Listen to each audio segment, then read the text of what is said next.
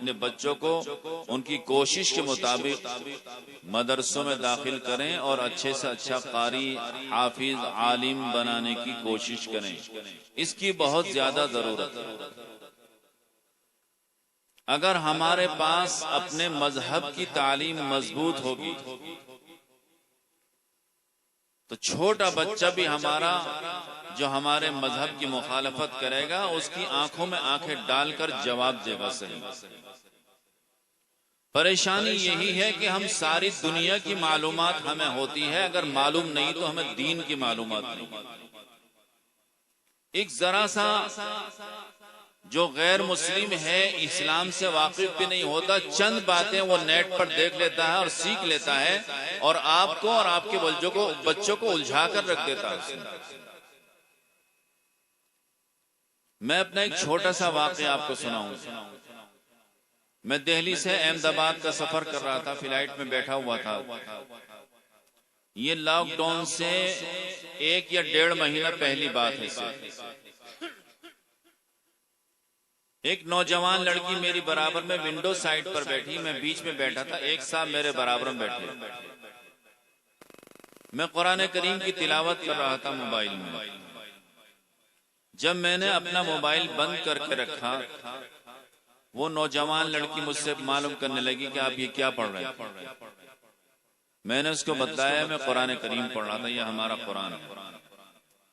تو اس نے مجھ سے برجستہ فوراً کہا کہ قرآن کا یہ آپ کا قرآن تھا، اس میں تو بڑی عجیب باتیں ہیں، اور بڑی خراب بات سب سے یہ ہے کہ اس کے اندر سورہ توبہ کی فلاں آیت، یعنی سورہ توبہ بھی نام لے رہی ہے، وہ آیت نمبر بھی مجھے بتا رہی ہے کہ فلاں آیت میں یہ لکھا ہے کہ انہیں غیر مسلموں کو اور ہندوؤں کو جہاں دیکھو انہیں وہیں مارو، قتل کرو.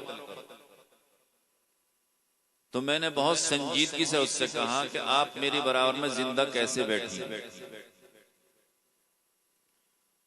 آپ مجھے سمجھ رہی ہیں کہ یہ مسلمان ہے اور مسلمان کے اوپر قرآن کریم کی تعلیمات پر عمل کرنا واجب اور فرض ہے.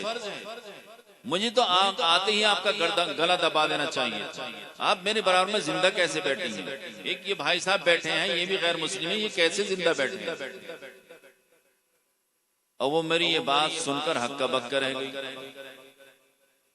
پھر میں نے اس کو بتایا کہ کچھ دن کے لیے معاہدہ ہوا تھا کہ نہ مسلمان غیر مسلموں کو کچھ کہیں گے، نہ غیر مسلم مسلمانوں کو کچھ کہیں گے، اور اہل اسلام نے صرف اس لیے کہ امن قائم ہو، پورے علاقے کے اندر امن قائم ہو، بہت زیادہ دب کر معاہدہ کیا تھا. اور یہاں تک کہ یہ تسلیم کر لیا کہ اگر مسلمانوں میں کا کوئی شخص ہمارے پاس آ گیا ہم اس کو واپس نہیں کریں گے، اور ہمارا آدمی کوئی مسلمانوں میں چلا گیا تو ان کو واپس کرنا پڑے گا. یہ معاہدہ ہوا. اتنا دب کر جو پہلے مسلمان نہیں ہوئے تھے اور اپنی قوم کے اندر دمنگ رہے، وہ ناراض بھی ہوئے کہ ہم حق پر نہیں ہیں جو آپ یہ فیصلہ منظور کر رہے ہیں ان کا. تو حضور صلی اللہ علیہ وسلم نے ان کو سمجھایا. میں نے یہ سب بات مختصراً اس کو بتلائی. میں نے کہا جب اس کی مخالفت کی اور دھوکے سے کچھ مسلمانوں کو کہیں بلا کر شہید کر دیا گیا، اس وقت کے لیے آیت نازل ہوئی تھی کہ تم بھی انہیں جہاں دیکھو مارو. یہ ایک تھوڑے سے وقت کے لیے اس کا حکم تھا، زندگی بھر کے لیے نہیں تھا. تو اس نے کہا کہ ہمیں تو ہمارے جو رہنما ہیں ہمیں تو انہوں نے یہی سمجھایا قرآن کے بارے میں.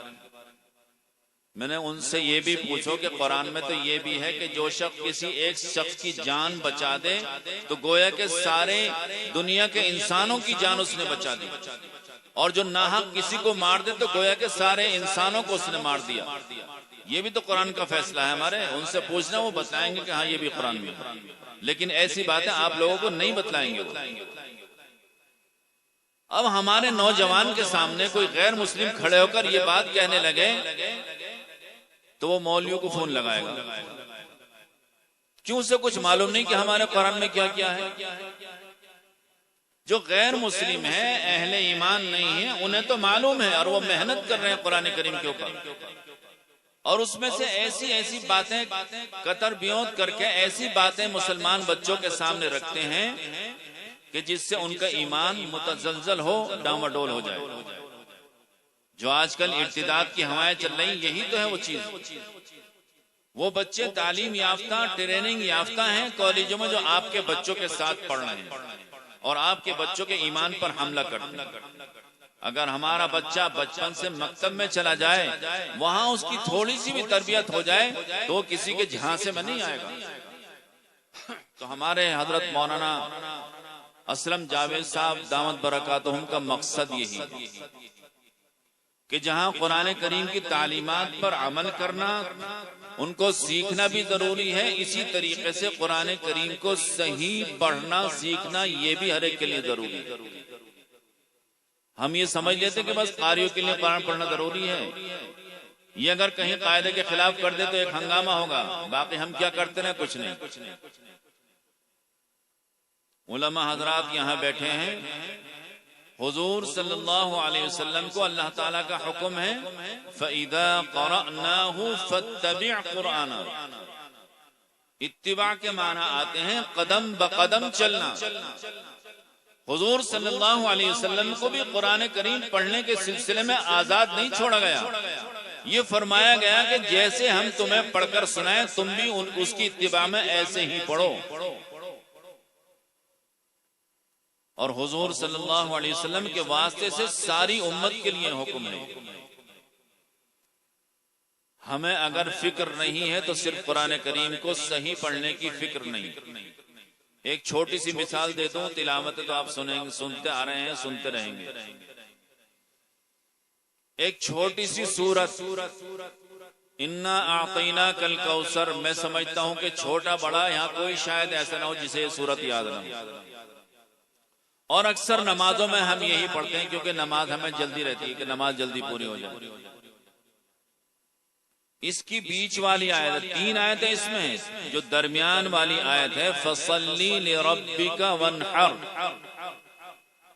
فصلی میں صاد ہے، ذرا موٹا ادا ہوتا ہے، گاڑھا ادا ہوتا ہے، اور جہاں سے صاد ادا ہوتا ہے وہیں سے سین ادا ہوتا ہے، سین۔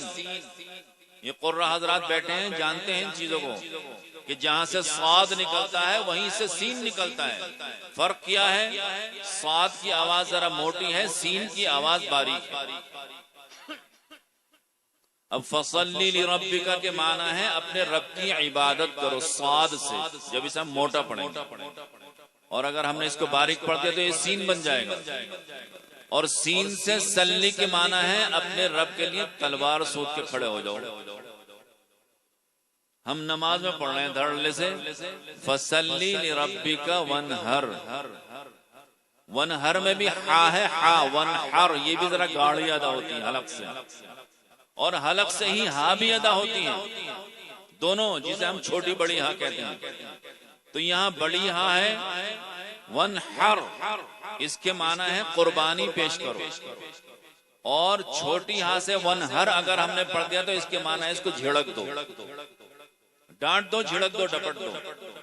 اسی لیے والضحیٰ کے اندر ہے وَأَمَّا السَّائِلَ فَلَا تَنْهَرْ، چھوٹی ہاتھ سے وہاں کہ جو مانگنے والا سائل آئے اس کو جھڑکو مت، ڈانٹو مت۔ تو یہاں یہ ہے، آیت کے پورے معنی ہے اپنے رب کی عبادت کرو اور قربانی پیش کرو، اگر آیت کو صحیح پڑھا جائے۔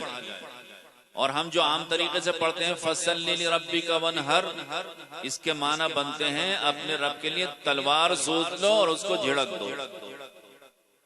بتائیے نماز پڑھ رہے ہیں ثواب کے لیے، کہاں گیا ثواب؟ کس کے اندر جرت ہے کہ اللہ تعالیٰ کے سامنے ہاتھ باندھ کے کھڑا ہے اور کہہ رہا ہے کہ اللہ تعالیٰ کو جھڑک دو، تلوار لے کے کھڑے ہو جاؤ، مقابلہ کر لو۔ نماز کا کیا بنے گا آپ کی بتائیے؟ تو اس لیے جو بڑے حضرات ہیں، بڑی عمر والے حضرات ہیں، ان کے لیے بھی کم از کم جو صورتیں نمازوں میں پڑھتے ہیں ان کو صحیح کرنا ضروری ہے۔